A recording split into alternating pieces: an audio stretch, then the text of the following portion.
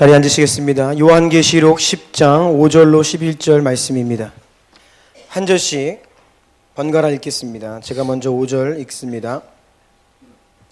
내가 본 바 바다와 땅을 밟고 서 있는 천사가 하늘을 향하여 오른손을 들고 세세토록 살아계신 이 곧 하늘과 그 가운데에 있는 물건이며 땅과 그 가운데에 있는 물건이며 바다와 그 가운데에 있는 물건을 창조하신 이를 가리켜 맹세하여 이르되 지체하지 아니하리니 일곱째 천사가 소리내는 날 그의 나팔을 불려고 할 때에 하나님이 그의 종 선지자들에게 전하신 복음과 같이 하나님의 그 비밀이 이루어지리라 하더라.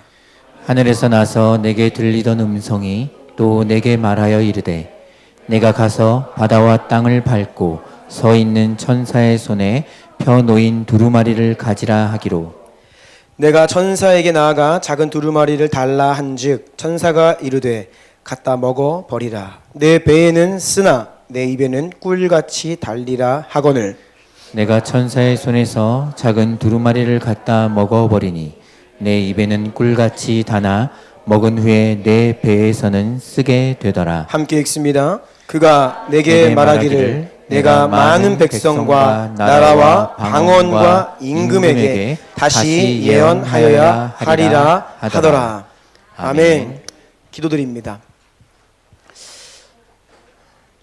주님 감사합니다. 우리를 구별하시고 주님의 날에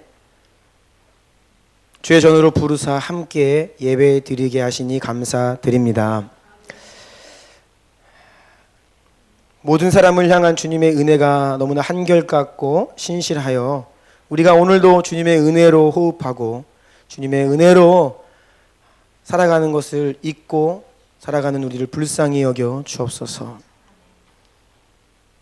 주님의 은혜를 힘입어 예배드리는 우리가 더 주의 성령을 힘입어 온전한 예배로 나아가기를 원하고 이 시간 우리에게 살아 역사하시는 그래서 말씀하시는 그 하나님을 만나기를 원하오니 주님 은혜 베풀어 주옵소서. 어두운 세상 가운데 빛으로 임하시는 예수님만이 유일한 소망이십니다. 다툼과 죽임과 헐뜯고 무너뜨리는 이 시대 가운데 용서하고 용납하고 살리시는 주의 빛의 역사만이 우리의 소망입니다. 주여, 우리가 그런 주님의 역사 가운데로 나아가기를 원하오니 우리에게 밝은 빛을 비춰 주옵시고 우리의 영혼을 깨워 주옵시고 영혼의 눈을 활짝 열게 하여 주시고 우리의 귀를 열어 주사 듣게 하옵소서. 지혜와 계시의 영으로 임하사 역사하시고 우리를 살리실 그 주님 예수 그리스도의 능력의 이름으로 기도드리옵나이다. 아멘. 아멘.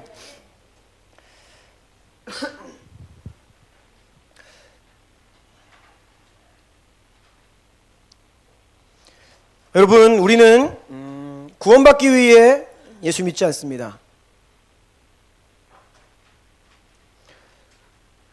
예수 믿고 하나님 나라에 들어가는 것, 예수 믿고 천국 가는 것이 우리 신앙생활의 이유와 목적이 아닙니다.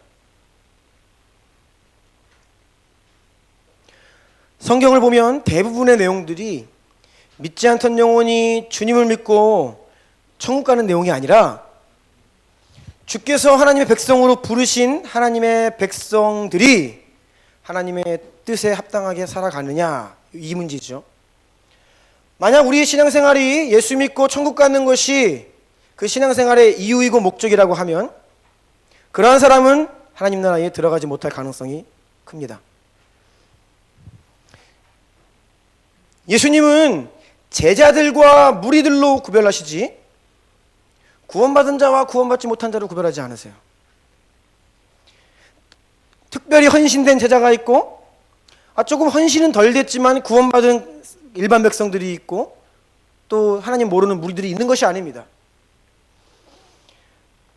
구원받는 것이 목표가 되어서는 안 돼요.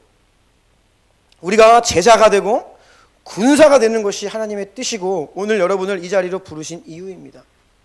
그래서 오늘도 그 하나님의 뜻을 온전히 깨닫고 우리 가운데 여전히 깨닫지 못하여서 또는 우리가 불순종함으로 주 앞에 엎드리지 못하는 삶의 영역들을 주님께서 알리시면 회개하고 돌이키고 엎드리고 주님께 다 내어드리며 나아가는 이 예배의 자리가 되어야 합니다.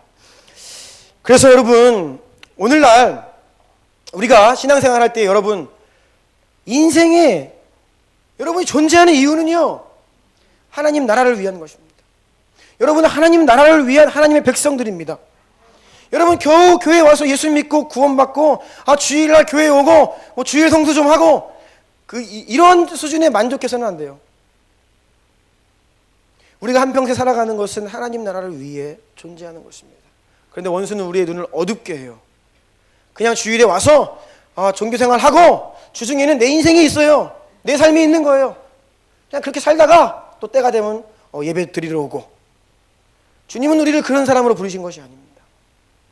우리의 전 삶이, 우리의 모든 삶이, 우리의 전인격이, 우리의 전부가 다 주님 것이 되고 주님 뜻에 합당하게 살아가도록 우리를 부르셨습니다.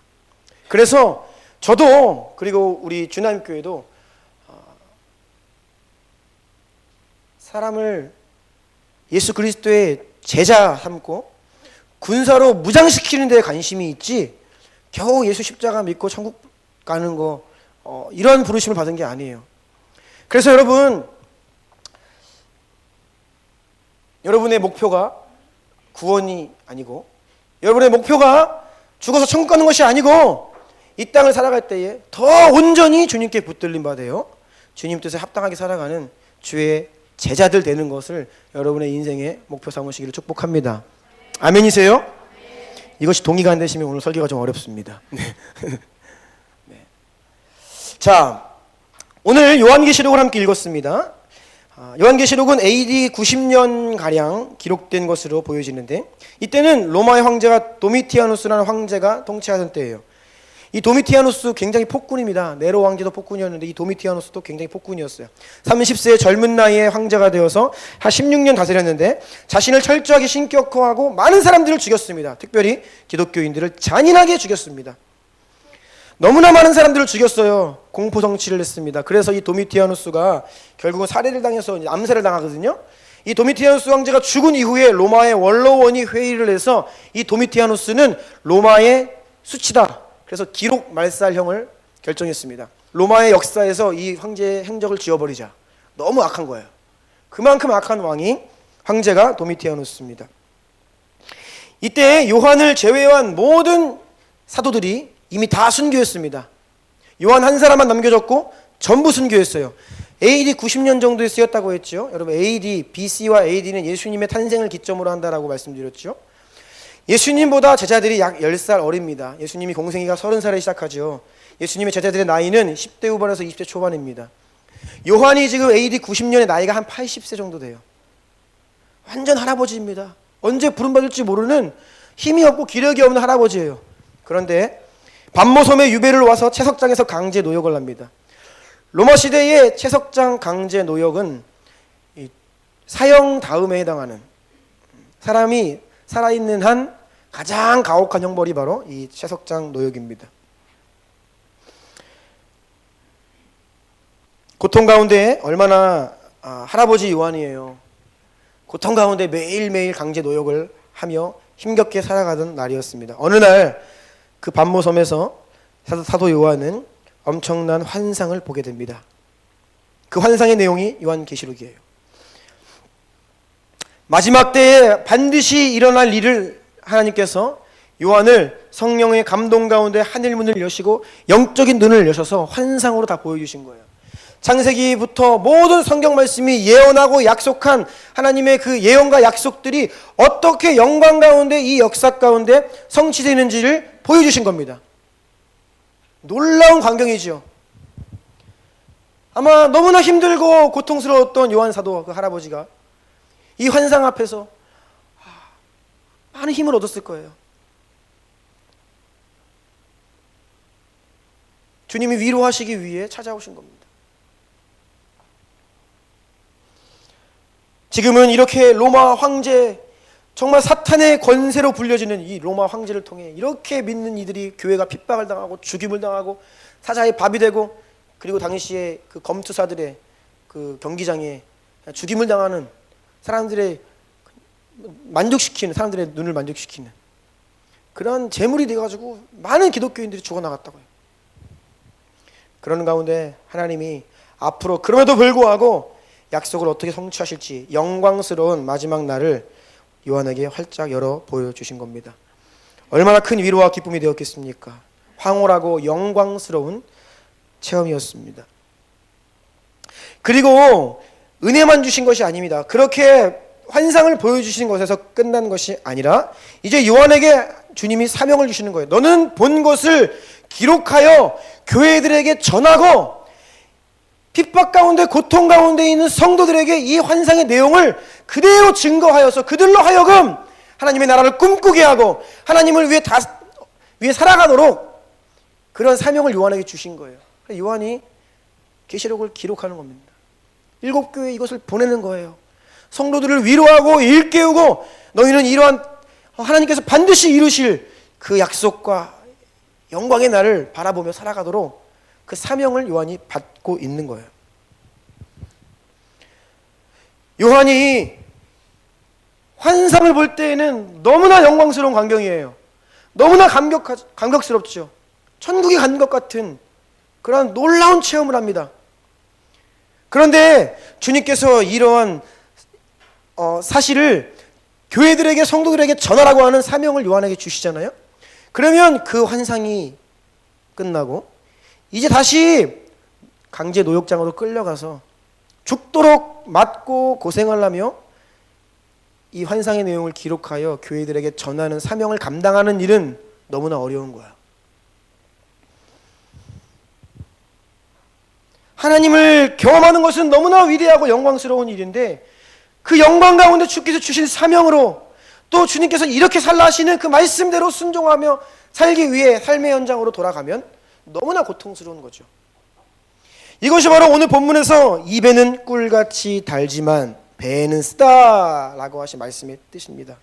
자, 요한계시록 10장 9절로 11절까지 다시 한번 다 같이 읽어볼까요? 1번에 가로 3번에 있죠. 시작.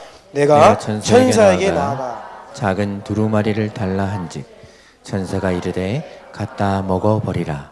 내 배에는 쓰나 내 입에는 꿀같이 달리라 하거늘 내가 천사의 손에서 작은 두루마리를 갖다 먹어버리니 내 입에는 꿀같이 다나 먹은 후에는 내 배에서는 쓰게 되더라. 그가 내게 말하기를 네가 많은 백성과 나라와 방언과 임금에게 다시 예언하여야 하리라 하더라.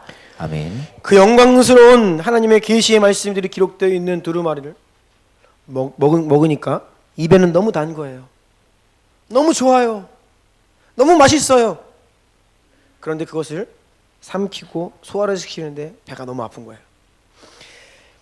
입에는 꿀같이 달지만 배에는 쓰다라고 한 이 말, 이 두 가지 요소를 말합니다. 여러분, 복음의 매우 핵심적인 두 가지 요소입니다. 이 양면성이 우리의 신앙생활 가운데 있어야 해요. 우리의 믿음과 성도들의 인생과 교회의 정체성에는 이 두 가지 양면성이 같이 있습니다. 영광스러운 측면이 있음과 동시에 매우 인내해야 하는 고통스러운 면이 있다는 거예요. 그런데 사람은 참 치우치는 걸 좋아합니다. 오늘날 참 극단적으로 치우치고 있죠. 세상 정치도 그렇고요. 사람들의 생각도 그렇고요. 교회도 마찬가지입니다. 최근에 분당 우리 교회 어떤 설교 때문에 지금 기독교계 안에서도 완전히 반으로 갈려가지고 잘했네 잘못했네 서로 싸우고 있어요. 이게 극단적 분열이에요. 이 편에서 들어보면 맞는 것 같죠?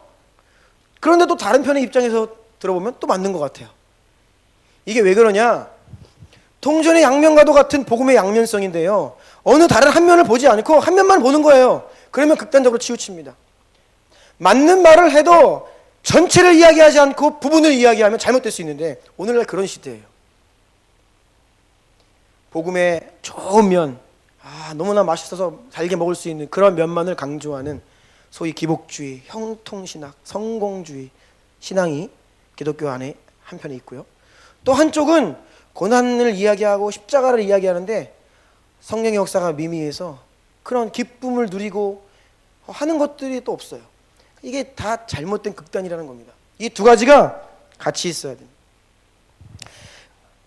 큰 이번입니다. No cross, no crown. 십자가 없이는 멸관도 없다라고 한 명언이죠. 십자가 없이는 면류관도 없다. 우리의 믿음과 복음에는 이 두 가지가 함께 있는 것입니다. 면류관의 영광스러운 것, 그리고 십자가의 고난이 같이 있는 거예요. 둘 중에 어느 한 가지가 빠져버리면 다른 한 것도 없는 겁니다. 자, 빌립보서 2장 6절로 9절 읽어주시겠어요? 그는 근본 하나님의 본체시나 하나님과 동등됨을 취할 것으로 여기지 아니하시고 오히려 자기를 비워 종의 형체를 가지사 사람들과 같이 되셨고 사람의 모양으로 나타나사 자기를 낮추시고 죽기까지 복종하셨으니 곧 십자가에 죽으심이라. 이러므로 하나님이 그를 지극히 높여 모든 이름 위에 뛰어난 이름을 주사. 아멘. 본래 예수님께서는 하나님과 본체이시다. 원래 하나님이시다. 그런데 그 하늘의 하나님 되심, 스스로 하늘의 모든 보좌, 영광 다 버리시고 인간이 되신 거예요. 낮은 자리에 임하셨습니다. 자기를 낮추셨어요. 어느 수준까지 낮추셨냐? 십자가 위에서 죽임 당하는 도살장의 어린 양처럼. 여러분, 어린 양이 도살장에서 죽임 당하는 것을 저는 본 적이 있는데 정말로 무기력하죠. 양은요, 자기 배가 갈라질 때에도 한마디도 안 합니다. 울지도 않아요. 그게 양과 염소의 다른 점이에요. 염소는요, 도살할 때요 막 난리를 쳐요. 울고 발버둥 치고. 근데 양은요 눕혀놓고요 배를 가르는데 가만히 있어요. 제가 깜짝 놀랐습니다. 가만히 있어요. 누워서. 마지막에 죽기 전에 매 하고 죽어요. 네. 그래서 이 이사야 53장에 도살장에 끌려가는 어린 양 같은 이 메시아의 고난에 대한 예언이 정말로 그러하다는 것을 제가 본 적이 있는데요. 그만큼 하나님이 인간이 되신 것도 놀라운 일인데 십자가 위에서 죽임당하는 자리까지 자기를 비우시고 낮추셨어요. 그만큼 십자가에서 죽기까지 자기를 낮추시고 복종하시니 하나님이 가장 뛰어난 이름을 주시는 겁니다. 영광을 허락하시는 거예요. 이것이 복음이죠. 여러분, 예수 그리스도께서 낮아지신 만큼 하나님 아버지께서 영광으로 갚아주시는 것. 낮아지면 하나님이 높여주시는 것. 십자가를 지면 영광의 면류관을 허락하시는 것이 바로 예수 십자가의 복음입니다. 버린 만큼 다시 얻게 되는 거예요. 성경에는 기록되어 있지 않지만 초대교회의 많은 교부들의 기록들을 보면 예수님께서 이러한 말씀을 하셨다라고 공통적으로 말하는 말씀이 한 가지 있는데, 그것은 예수님이 이런 말씀을 하셨다는 거예요. 시험과 고난을 통과하지 않고서는 아무도 하나님 나라에 들어갈 수 없다. 시험과 고난을 통과하지 않고서는 아무도 하나님 나라에 들어갈 수 없다. 여러분, 우리가 승리하는 방법, 우리가 영광을 하나님께로부터 얻는 방법은 이런 영적인 원리는 동일해요. 하나님은 지금도 여전히 저와 여러분, 이 땅 위의 모든 교회들을 십자가의 길로 부르십니다. 십자가를 통해 영광스러운 자리로 나아가도록, 십자가를 통해 승리하도록 우리를 부르고 계세요. 누가복음 9장 23절 다 같이 읽어볼까요? 시작. 또 우리에게 이르시되 아무든지 나를 따라 오려거든 자기를 부인하고 날마다 제 십자가를 지고 나를 따를 것이니라. 아멘. 여러분, 지는 것이 이기는 것이다 라는 말이 있죠. 맞습니다. 그게 복음입니다. 지는 게 이기는 겁니다. 원수 사탄이 사람들 충동질하여 예수님을 죽이겠다고 할 때 예수님이 이것들 어디서나 감히 나를, 그 원수의 세력을 막 짓밟으셨습니까? 아니요. 예수님이 그냥 죽임 당하셨어요. 그게 가장 큰 승리라는 겁니다. 오늘날 교회와 성도들이 이걸 잊고 있어요. 지는 것이 이기는 거예요. 여러분이 살다 보면 인생 가운데 사람을 통해, 환경을 통해 여러 가지 가진 것들로 여러분을 충동질하고 여러분을 죽이려 듭니다. 원수가. 그때 여러분 정신을 바짝 차리고 어떻게 하셔야 되냐? 죽으셔야 돼요. 네. 바로 여러분이 자신이 죽으셔야 됩니다. 여러분, 관계가 막 얽혀있고 막 이 사람을 통해서 지금 나를 공격하고 관계가 막 얽혀있는데 여러분 그거 한번 이겨보겠다고 한번 달려들어 보세요. 해명하고 여러분 힘으로 권세로 눌러보십시오. 더 어긋나고, 네, 사탄이 더 사람을 충동질하여서 결국은 죄짓게 하고, 사탄이 나를 죽이러 달려들면요, 여러분 죽으셔야 돼요. 어떻게 해요? 바짝 엎드려서 그냥 기도와 금식으로 들어가시면 돼요. 나는 죽었습니다. 이게 이기는 길이죠. 근데 그걸 몰라요, 교회 성도들이. 오늘날 교회가 교권화되고 뭐 믿는 자들이 많고 교회가 많고 재정이 많고 권력이 있다고 마치 뭐 정치 세력화해가지고 뭐 대통령 뭐 정치인 이런 것들 여러분 다 복음의 원리가 아닙니다. 교회가 십자가의 길로 행하지 못하고 있어요. 오직 기도와 금식 외에는 이런 유가 나갈 수 없다라고 하신 말씀을 잊어버리고 있습니다. 오직 기도와 금식이 아닌 우리의 힘과 능력과 정치력과 재력과 인력으로 어떻게 해보려고 그래요. 그러면요 집니다. 그건 이기는 길이 아니에요. 요한복음 12장 24절에 내가 진실로 진실로 너희에게 이르노니 한 알의 밀이 땅에 떨어져 죽지 아니하면 한 알 그대로 있고 죽으면 많은 열매를 맺느니라. 죽어야 한다라고 말씀하시는 겁니다. 내가 죽어야 돼요. 내가 십자가를 지라는 것입니다. 자기를 부인하는 겁니다. 그래야 영광의 면류관이 우리에게 주어지는 거예요. 그래야 그것이 승리의 길입니다. 자, 그런데 여러분 여기까지는 지식이에요. 우리가 많이 들어왔죠. 다 알고 있습니다. 십자가를 지면 영광이 오고 자기를 부인하고 자기 십자가를 지라고 주님이 말씀하셨지. 다 알아요. 그런데 이것이 우리 가운데 실제가 안 되는 게 문제죠. 다음 페이지입니다. 큰 3번이에요. 영광을 보고 십자가를 지려면 예수님께로 다시 우리의 시선을 돌려야 합니다. 십자가를 지사 가장 큰 영광의 자리로 나아가신 예수님. 우리 예수님 어떻게 십자가 지셨죠? 하나님이시니까 지셨어요? 아니요. 예수님은 하늘 모든 것들을 다 버리고 인간이 되셨습니다. 사람이 되셔서 우리와 동일한 사람이 되셔서 인간으로서 십자가를 지셨어요. 어떻게 예수님 십자가를 지실 수 있었을까요? 히브리서 12장 2절에 위대한 계시가 있습니다. 다 같이 읽어보겠습니다. 시작. 믿음의 주요 또 온전하게 하시는 이인 예수를 바라보자.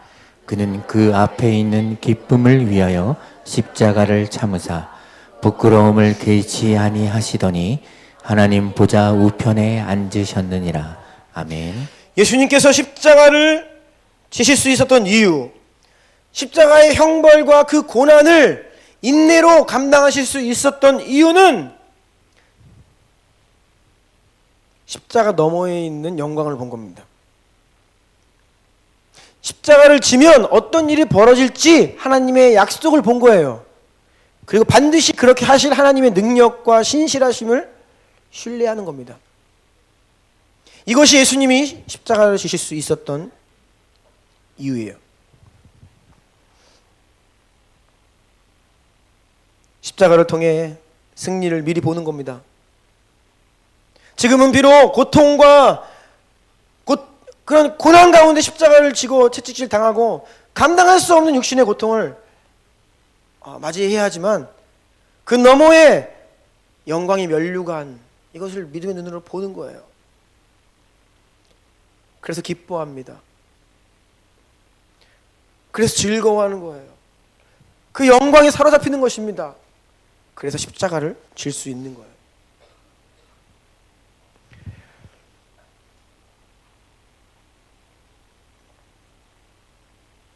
오늘날 여러분 비전 상실 시대입니다. 비전이 무엇입니까? 하나님께서 하고자 하시는 일을 하는 겁니다.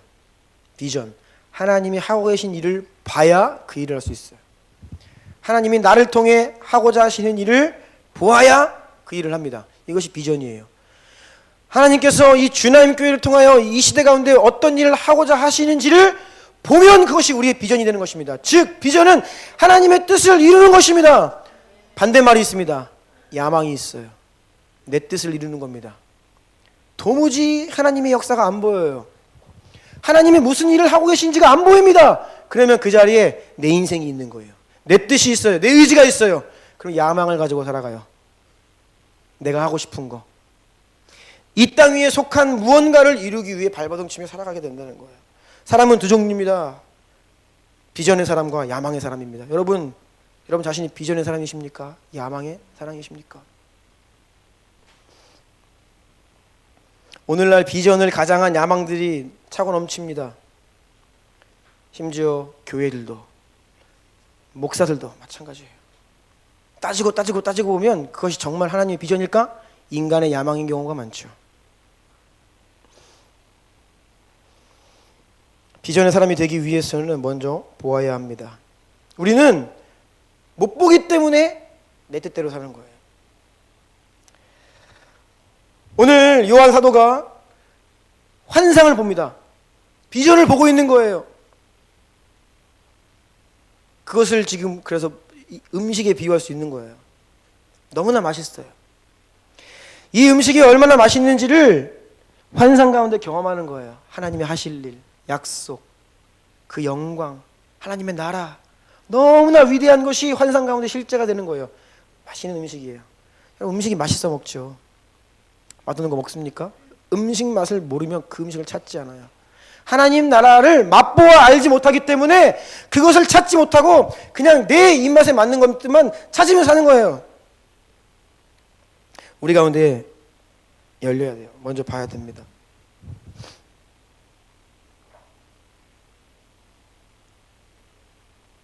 하나님이 지금 어떤 일을 하고 계시는지를 보면요, 우리는 기대와 흥분 가운데, 우리의 마음 가운데 소망이 일어나요. 여러분, 만약에 우리가 예배 드리는데 이 예배 드리는 이 자리에서의 일어나는 영적인 일들을 볼 수만 있다면 우리의 예배가 달라질 겁니다. 천사들이 이 공간을 가득 메우고 우리와 함께 하나님을 찬송하고 우리의 예배가 하나님께 영광스럽게 아름답게 올려져 가는 것을 우리의 영적인 눈으로 볼 수만 있다면 우리의 예배가 바뀔 겁니다. 하나님이 우리의 인생에서 하고 계신 일들을 보면요, 우리의 인생이 바뀔 거예요. 지난주에 말씀드린 것처럼 야곱이 그랬잖아요. 무지하고 몰랐고 그저 살아왔는데 하나님이 내 인생을 지키시고 보호하사 여기까지 함께 하신 것을 보니까 하나님을 경외하는 마음이 생기고 하나님을 향한 헌신이 나오고 서원이 나오고. 문제는 우리는 못 본다는 겁니다. 막혀 있어요. 무지해요. 그냥 육신의 눈으로 보여지는 것이 전부인 것처럼 살아가요. 먼저 보아야 합니다. 그런데 여러분, 본다고 다가 아닙니다. 영광스러운 비전을 보고 하나님의 은혜를 경험하여서 영적인 세계가 열려도요, 우리 삶 가운데 그 하나님의 뜻을 이루어 나아가는 것, 즉 그 영광을 위한 십자가를 지는 삶을 사는 것은 쉬운 일이 아닙니다. 결코 쉬운 일이 아닙니다. 요한이 그 두루마리를 하나님의 계시가 담긴, 약속이 담긴 그 두루마리를 먹는데 입에는 달았는데 배에 가니까 써요. 배가 너무 아파요. 그래서 적지 않은 사람들이 은혜와 영광을 경험하지만 그것을 뱉어버립니다. 힘들어서. 쓰니까요. 그런 사람 많습니다. 이것이 바울 사도가 이야기한 성령으로 시작하였다가 육신으로 마친다는, 주님을 경험하고요, 은혜를 경험해도요, 그거 다 잃어버리고 다시 세상으로 돌아가는 사람 많습니다. 제가 오유따에 갔다 온 우리 청년들한테 이야기했어요. 아무리 큰 은혜를 보았어도 은혜 까먹는 거 순식간이다. 세상의 원리와 마찬가지입니다. 견고하고 튼튼한 건물을 짓기 위해서는 많은 시간이 필요해요. 설계를 하고 그 기초부터 하나하나 올려가는 거는 너무나 어려워요. 오랜 시간이 걸립니다. 무너지는 거 한순간입니다. 지진 한번 나고 순식간에 무너져요. 여러분, 영적으로 쌓아 올린 거 무너지는 거 순식간입니다. 큰 은혜 받았다고 자만하지 마십시오. 네. 내가 예배 가운데 하나님을 보았다고, 뭐 주의 음성을 들었다고, 무슨 뭐 은사 받았다고, 아니요, 그거 금방 무너집니다. 잘못하면. 그것을 가지고 주님의 뜻이 무엇인지 내 인생의 부르심을 알고 그것을 이루어 나아가는 삶 가운데 십자가를 지며 나아가는 것은 너무나 어려운 일이에요. 마태복음 13장에 보면 씨 뿌리는 비유가 나와 있죠. 거기에는 많은 사람들이 은혜를 경험하고 복음의 능력을 맛보고 그것을 따르기로 했다가 중간에 그걸 토해버리는 사람들이 많이 나옵니다. 자, 같이 읽어볼까요? 마태복음 13장 20절로 22절입니다. 시작. 돌밭에 돌밭에 뿌려졌다는 것은 말씀을 듣고 즉시 기쁨으로 받되 그 속에 뿌리가 없어 잠시 견디다가 말씀으로 말미암아 환난이나 박해가 일어날 때에는 곧 넘어지는 자요. 가시떨기에 뿌려졌다는 것은 말씀을 들으나 세상의 염려와 재물의 유혹에 말씀이 막혀 결실하지 못하는 자요. 아멘. 정말 복음이죠. 좋은 소식이죠. 위대한 소식입니다. 그런데 기쁨으로 그것을 받아요. 주를 위해 살아야겠다. 주님을 위해 헌신하겠습니다. 복음의 감격 가운데 감사하고. 그런데 복음을 위해 살다 보니까 환난과 박해가 어려움이 일어나요. 넘어지는 겁니다. 세상의 염려와 재물의 유혹에 둘러싸여서 세상이 나를 가만두지 않습니다. 주의 뜻대로 살아가는 자들이 드물기 때문에, 소수이기 때문에 우리가 삶을 살다 보면 내가 이상해 보이죠. 심지어는 오늘날은 교회와 성도들도 본래 주님께서 말씀하신 본래 제자의 삶을 살지 않은 사람들 너무 많아요. 그래서 주님 보실 때에는 말씀의 기준으로 우리의 삶을 비추어 보면 그것이 주님이 본래 말씀하신 제자의 삶이 아님에도 불구하고 그것이 한국교회의 일상이 되어버렸어요. 그것이 그냥 일반적인 모습이에요. 그러니까 무언가 누군가가 특별히 헌신되고 주를 위해 살면 이상해 보이는 겁니다. 야, 적당히 해라. 오버하지 마라. 너 바보냐? 그러한 메시지가 교회 내 외적으로 들려온다는 거예요.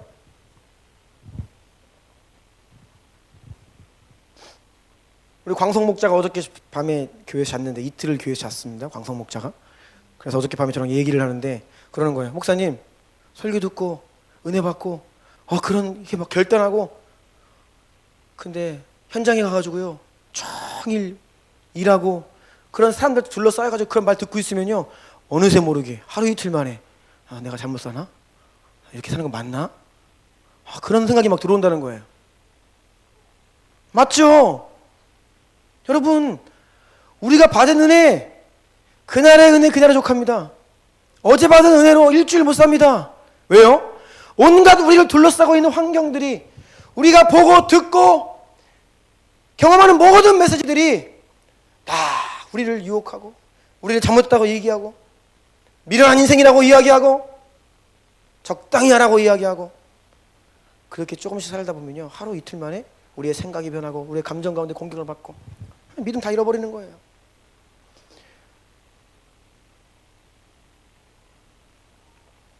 그래서 많은 사람들이 은혜와 영광을 경험하지만 인내로 하나님의 뜻을 이루지 못하고 그것을 토해내버립니다. 그래서 우리에게 필요한 것은 두 가지예요. 영광을 보는 것도 중요하고요, 그 경험을, 그 영광스러움을 우리 가운데 간직하며 십자가를 지는 것, 이 두 가지가 오늘날 저와 여러분들에게 필요한 것입니다.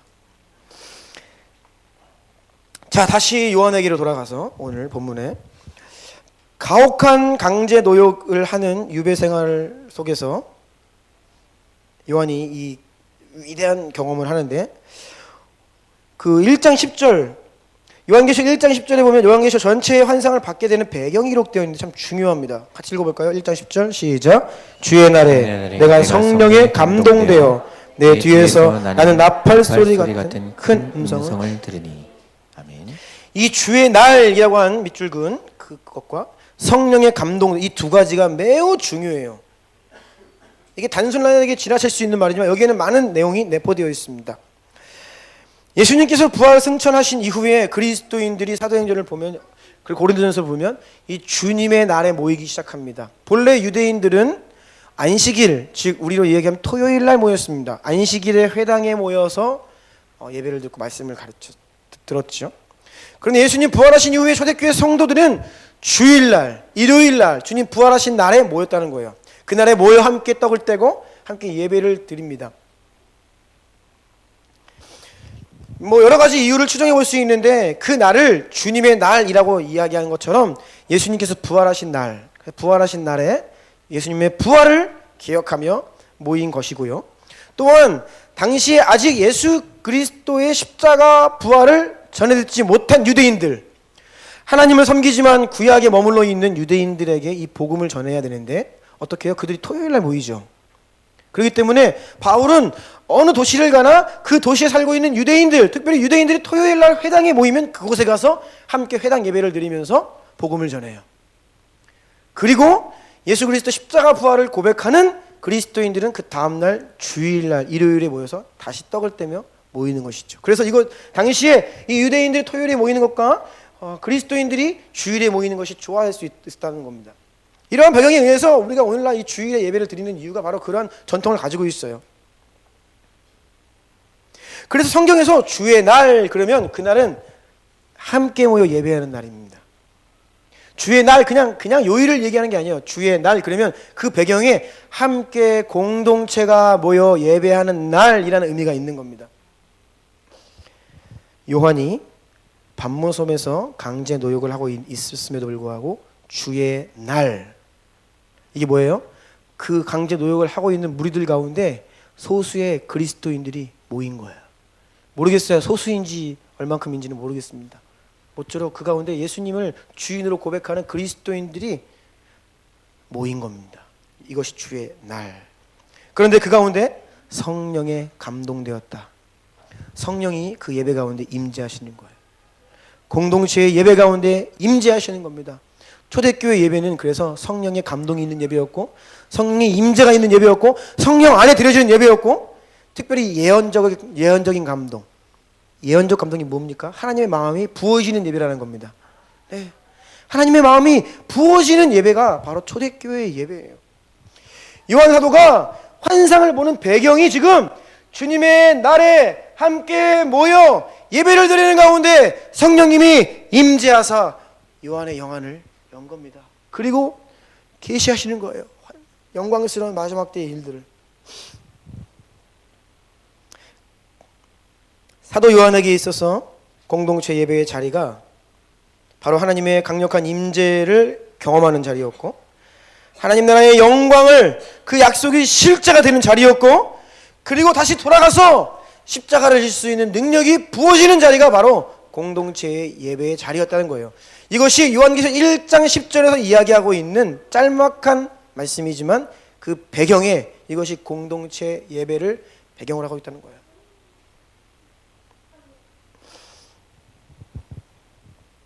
히브리서 6장 12절 다 같이 읽어볼까요? 시작. 게으르지 아니하고 믿음과 오래 참음으로 말미암아 약속들을 기업으로 받는 자들을 본받자 되게. 우리가 약속들을 기업으로 받아야 되는 거예요. 약속은 있어요. 하나님은 변함이 없습니다. 누군가가 그 약속을 믿음으로 취해야 돼요. 받아야 되는데 그러기 위해서는 믿음과 오래 참음이 필요한 거예요. 바로 십자가를 지는 것이 필요하다는 것입니다. 그런데 우리 가운데 십자가 질 능력이 없다는 거예요. 예수님처럼 우리도 십자가를 지기 위해서는 어떻게 해요? 영광을 봐야 된다는 거예요. 십자가 너머에 있는 주님께서 우리 가운데 허락하실 그 영광스러운 약속이 성취되는 그 하나님 나라가 보여야 된다는 겁니다. 그래야 우리가 비로소 십자가를 질 수 있는 능력을 허락받는 거예요. 여러분, 하나님의 약속이 보이십니까?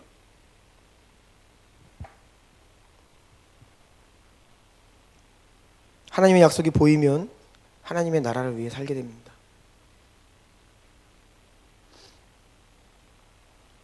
하나님은요, 지금 이 시간 여러분 모두를 위해 이러한 마음을 가지고 계세요.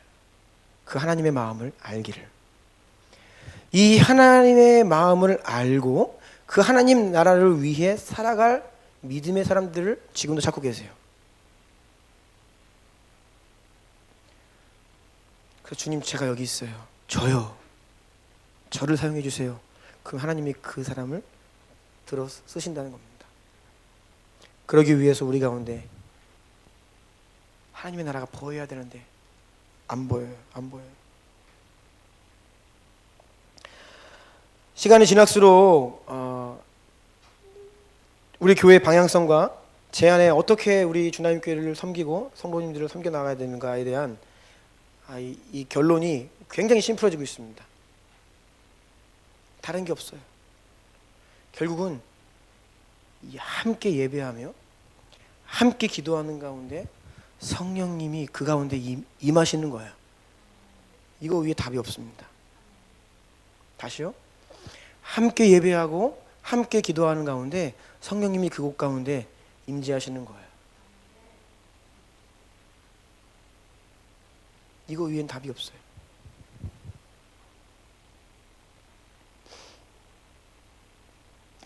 성령의 강력한 임재 안에서 드리는 예배와 기도가 우리의 생명줄입니다.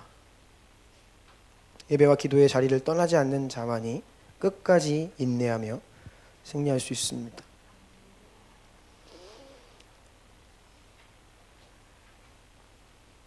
이것이 안 되면요, 다른 그 모든 것들 다 그냥 비본질적인 일입니다. 힘만 빼고 역사도 안 일어나요. 여러분, 우리에게 지식이 부족합니까? 설교 몇 편 들으셨어요 지금까지요? 평생 동안이요? 우리는 어마어마한 설교를 들었어요. 우리의 지식은 너무나 많아요. 그런데 실제가 안 되는 게 문제예요. 여전히 내 인생이 가면 내 인생이 커 보이고 하나님 나라는 안 보여요. 이것이 우리의 문제라는 것입니다. 오늘 주님의 날 공동체가 함께 모여 예배드리는 이 자리, 감사한 것은 하나님께서 우리 가운데 더 하나님의 임재를 다하고 계시는데, 여러분들이 그래서 함께 모일 때에 더 깊은 성령의 임재를 갈망하셔야 됩니다. 그냥 주일 왔다 갔다. 어린아이와 같은 신앙은 그것도 중요해요. 왜요? 내 몸 육신 여기 가지고 오는 것도 힘들어요. 그렇죠? 그런데요, 더 깊은 자리로 나아간다는 거예요. 성령을 경험하고 예배 가운데 우리 가운데 비전이 열려야 됩니다. 하나님 하고 계신 일이 보여야 돼요.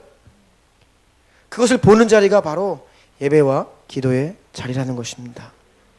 올해 우리에게 주신 말씀이 누가복음 22장 36절인데, 이러므로 너희는 장차 올 이 모든 일을 능히 피하고 인자 앞에 서도록 뭐라고요? 항상 기도하며 깨어있으라. 항상 기도하지 않으면 우리는 깨어있을 수가 없다는 것입니다. 이기기 위해서는 항상 기도해야 된다는 거예요. 그런데 예배와 기도의 자리로 나아가는 것은요, 대가 지불이 필요합니다. 무언가를 포기해야 돼요. 자기를 부인해야 합니다. 여러분의 인생을 살 때에 여러분의 관심이 무엇이에요? 여러분 지난 한 주 동안에 여러분의 마음을 가장 빼앗아갔던 것이 뭡니까? 여러분 뭘 지금 원하세요? 여러분의 마음에 지금 간절한 바람 한 가지. 한 가지를 꼽으라고 하면 여러분, 우리 모두의 입술 가운데 동일하게 고백되어야 될 것은, 내가 더 깊은 주의 임재를 원합니다. 내가 더 큰 영광을 보기 원합니다. 이것이 우리의 본래 첫 번째 소원이어야 해요. 근데 우리의 마음을 다 다른 것에 빼앗기고 있어요. 다 다른 것에. 여러분, 우리의 인생의 문제의 근본 원인은요, 하나님과의 관계의 문제입니다.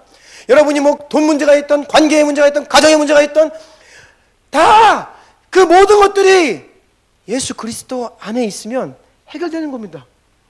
문제는 우리가 우리의 영혼의 주님과 단절되어 있는 것이에요. 주님은 그 회복의 자리로 우리를 부르고 계시고, 이것이 일주일에 한 번? 아니요. 매일매일 항상 기도하며 깨어있으라 말씀하시는 거예요. 매일매일 항상 기도하며 깨어있으라고.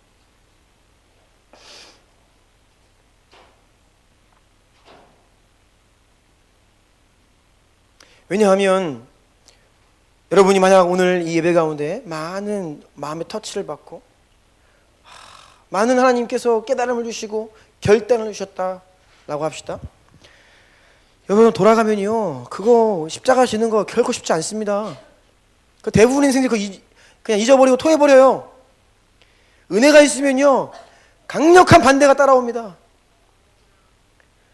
제가 제 인생을 돌아볼 때에 제가 영적으로 가장 많은 공격 가운데 힘들어했던 두 시기가 있는데, 그 두 시기가 다 영광을 경험한 이후예요. 와, 하나님 너무 막 하늘 구름 위로 날 것 같은, 그런데요, 강력한 공격이 옵니다. 영적으로 다운되게 하고 막 나를 밟아 짓누르려 하고, 그때 우리가 살아날 수 있는 방법은요, 다른 거 없어요. 뭐예요? 주님께로 나아가는 겁니다. 예배 자리로 나아가는 거예요. 기도의 자리로 나아가는 것입니다. 영광을 본 자가 십자가를 져요. 제가 신대원 졸업반 때 참 고통스러운 시간을 보내고 있었는데, 하나님께서 이 교회 개척에 대한 비전을 주셨어요. 여러분, 비전은요, 예배 가운데 떨어집니다. 기도 가운데 떨어져요. 뭐 내가 딴짓하고 있을 때 안 떨어집니다. 네? 우리 잘 알고 있는 이재한 선교사님 아들 이주여 선교사 우리 교회 외차에 왔었죠. 그 이주여 선교사 결혼식에 갔는데 결혼식을 예배를 드리더라고요. 우리가 주일 예배 드리듯이 결혼식에 갔는데 기타를 메고 예배를 드려요. 30분 동안. 그래가지고 아니 무슨 결혼식에 갔는데 다 일어나가지고 이러고 찬양을 드리고 있어요. 찬양 인도자가 나와가지고 30분 동안 예배 인도를 하더라고요. 야, 근데 그 예배 가운데 하나님 저에게 이 교회 개척에 대한 비전을 주셨거든요. 그런데 그 비전을 받고 이제 어떻게 해야 되는가라는 고민을 가지고 삶의 자리로 나아가니까 이게 불가능해 보이죠. 말이 안 됩니다. 온갖 두려움, 의심, 이게 정말 하나님께로부터 온 것이 맞는가, 내가 할 수 있는가, 어떻게 할 것인가, 돈이 있는가, 사람이 있는가, 아무것도 없어요. 그렇죠? 그때 하나님께서 저에게 피할 길을 주셨는데 그것은 다른 게 아니에요. 기도의 자리입니다. 제가 그때 기도의 자리로 나가지 않았으면요, 저는 그냥 져버렸을 거예요, 원수에게. 얼마나 오늘 기도하고 오늘 하나님께서 위로하시고 다시금 확신을 가지고 나아가도요, 내일이면요 또 찾아와요. 그러면 또 나가야 됩니다. 그날의 은혜는 그날 받는 겁니다. 그날의 은혜는 그날 받는 거예요. 그래서 교회에서 사례비 70만 원 받고 살던 그 시절에 매일매일 하루에 3시간씩 차를 타고 왕복을 하면요, 통행료에 유류비에 돈이 감당이 안 돼요. 그래서 카풀 다 모집해가지고 4명 태워가지고 좁은 차에 교통비 5,000원씩 걷어서 그렇게 같이 다니던 가난하던 시절이에요. 근데 도무지 이 신대원 생활이 바쁘고 기도할 틈이 없어요. 그래가지고 하나님께 결단하고 카풀 다 없애버렸습니다. 그리고 그냥 혼자 다녔어요. 가고 오는 3시간 동안 계속해서 기도하고 방언으로 기도하고 점심시간에 식사로 안 가고 책부실에 남아서 기도하고 기회가 되면 학교에 남아가지고 밤에 나가서 기도하고. 그런데 여러분, 기도할 때 무슨 역사가 일어나냐? 상황은 변한 게 아무것도 없어요. 근데 내 마음이 변해요. 두려움이 기대로 바뀌어요. 불신이 믿음으로 바뀌어요. 나를 보면 못할 것 같은데 기도의 자리로 들어가면 할 수 있을 것 같아요. 왜요? 하나님이 보이니까요. 여러분, 이러한 삶이 우리 성도들 삶 가운데 회복되어야 합니다. 문제는 우리가 주님과 단절되어 살아가는 게 문제예요. 교회에 와서 예배를 드려도 영광을 맛보지 못하고 하나님이 보이지 않고 은혜가 공급되지 않으니까 문제이고, 더러운 은혜를 받아도 문제는 돌아가서 닦아먹는 겁니다. 삶의 자리에서 이리 치이고 저리 치이고, 직장에서 그거 못하는 가운데 또 은혜 잃어버리고, 얽혀있는 문제 가운데 다 은혜 잃어버리고, 만신창이가 되어서 겨우 주일날 기어 나와서 또 예배드리고, 이걸로는 안 된다는 겁니다. 여러분, 항상 기도하며 깨어있으라 하신 말씀, 여러분 주님께서 오늘 여러분에게 그러한 자리로 부르고 계세요. 그래서 이번에 오이따에 갔는데 참 많은 도전을 받았습니다. 우리 주나님교회 처음 시작부터 하나님께서 이 기도의 집에 대한 비전을 많이 주셨습니다. 그 오이따에 와 있는 청년들이 다 학교 끝나면 교회로 모여요. 다 교회로 모입니다. 저녁에 4시간을 하나님께 예배를 드리는데요, 청년들이 너무 귀해 보이는 거예요. 자전거 타고 다 알바하고 일하다가 다 교회로 모여요. 그래서 매일매일 저녁에 기도해요. 또 집으로 가고 학교로 가고 흩어지고 살다가 또 교회에 모여요. 또 기도해요. 하나님을 예배해요. 다른 게 아니구나. 우리 삶 가운데 이러한 라이프 스타일이 회복되지 않는 한 우리가 어찌 십자가를 질 수 있겠습니까? 그래서 이제 우리가 7월 둘째 주부터는요, 우리 지윤 자매가 또 헌신을 했고, 그래서 매일 저녁에 우리 교회에서 이제 예배가 있을 겁니다. 이러한 주일 예배 같은 예배가 아니고요, 이곳에서 하나님을 찬양하고 이 예배가 이제 올려지고요. 여러분들 시간 되시는 분들 매일 저녁에 오며 가시며 들리시고 10분이라도 30분이라도 1시간이라도 이곳에 머무시면서 하나님을 만나시고 하나님께 말씀드리고 기도하시고, 이러한 매일매일 주님과 함께하고 주님과 연결되는 삶이 회복되어야 합니다. 그게 어려우면 여러분 골방 또 기도 만들어야 됩니다. 주중에 이 기도가 끊이면 안 돼요. 이 코람데오 셀마다 이거 회복되어야 합니다. 그러면 돼요. 이거 그냥 형식적인 게 아니에요. 살자고 하는 것입니다. 이거 아니면 다 죽는 거예요. 마지막으로 다시 한번 누가복음 21장 36절 올해 우리에게 주신 말씀인데 이거 읽고 우리 기도하겠습니다. 시작. 이러므로 너희는 장차 올 이 모든 일을 능히 피하고 인자 앞에 서도록 항상 기도하며 깨어있으라 하시니라. 아멘. 이렇게 기도합시다. 십자가 없이는 영광 없습니다. 영광을 보지 않고서는 십자가를 질 수 없습니다. 이 두 가지. 근데 이 두 가지는 다 예배 가운데 부어지는 은혜라는 것을 잊지 마십시오. 우리가 주님을 찾고 주의 이름 부르며 주님의 임재 가운데 들어갈 때에 영광을 보는 것이고 십자가를 질 능력을 하나님 부어주시는 거예요. 우리 삶 가운데 이 예배와 기도가 회복되어야 됩니다. 결코 우리는 예배와 기도 자리를 떠나서는 안 되는 거예요. 그러기 여러분 제가 간곡히 부탁드립니다. 후퇴하지 마십시오. 후퇴하지 마십시오. 뒤를 돌아보지 말고 표대를 향해 앞에 있는 것을 잡기 위해 달려나가는 것입니다. 우리에게는 전진만이 있어야 돼요. 여러분 결코 후퇴하지 마세요. 지금이 여러분의 그 상황이 여러분 신앙의 마지노선이에요. 거기에 딱 마지노선을 치십시오. 더 이상은 안 됩니다. 더 무너지면 안 돼요. 쌓는 것은 어려운데 무너지는 거 한순간입니다. 너무나 많은 사람들이 중간에 돌아가 버려요. 토해내 버려요. 공든탑을 그냥 이 순간에 무너뜨립니다.